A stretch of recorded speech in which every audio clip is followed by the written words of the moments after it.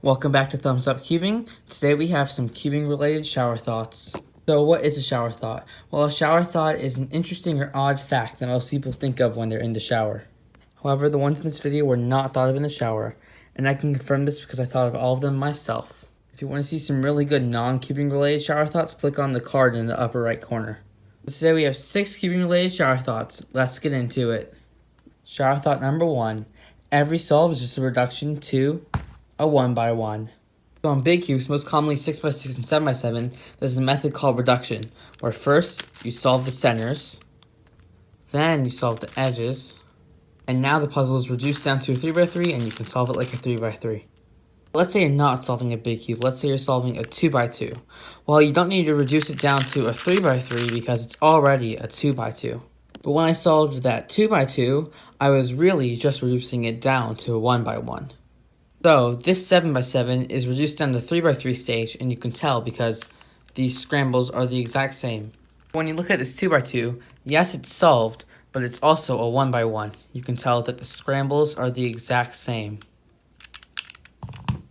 Shower thought number 2. Removing feet from the WCA brought competitions to the table.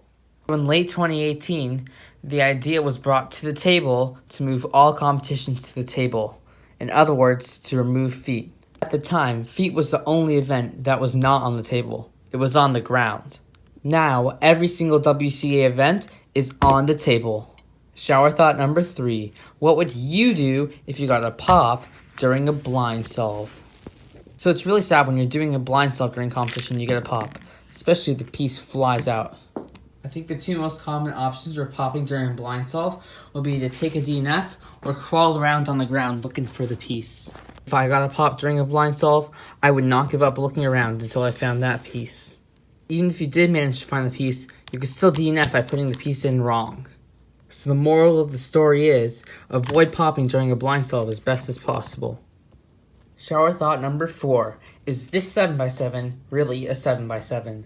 Is a YJ GuanFu.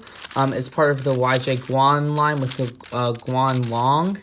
And it's currently discontinued on the cubicle. And it's not that great, but it's pretty good, and it was not expensive when I bought it. And as you can tell, you might think it's 7x7 because there's 1, 2, 3, 4, 5, 6, 7 on all 3 axes. However, my hypothesis is that this is not actually a 7x7. On the YJ GuanFu, the outer layer cubees are slightly wider than the centers. In order to get to the bottom of this, I started by measuring the center cubees and the edge cubees. The center cubees were 0.8 centimeters and the edge cubees were 1.2 centimeters.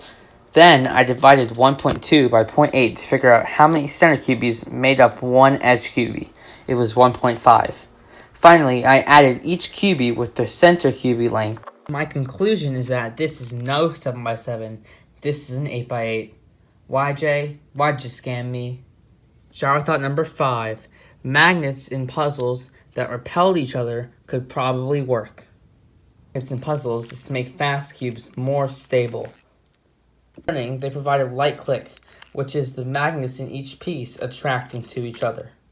However, what if there was a puzzle that was so stable that magnets actually made the turning worse?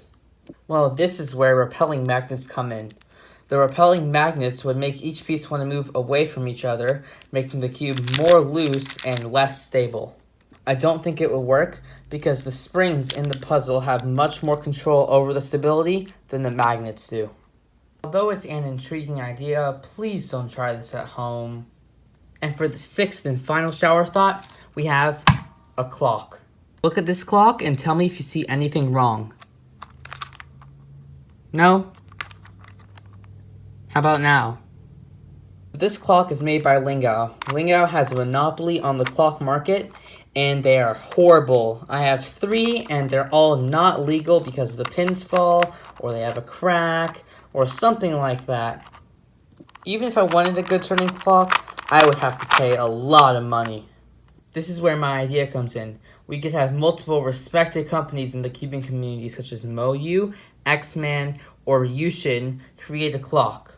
Not only would they create competition on the clock market, but they would provide cubers like me a good clock to actually use in competitions. If I had to pick one company to make a clock right now, it would probably be X-Man, because in my opinion, they make the best Pyraminx, Skewb, Square One, and Megaminx on the market right now, so I think that they would be really good at making a clock.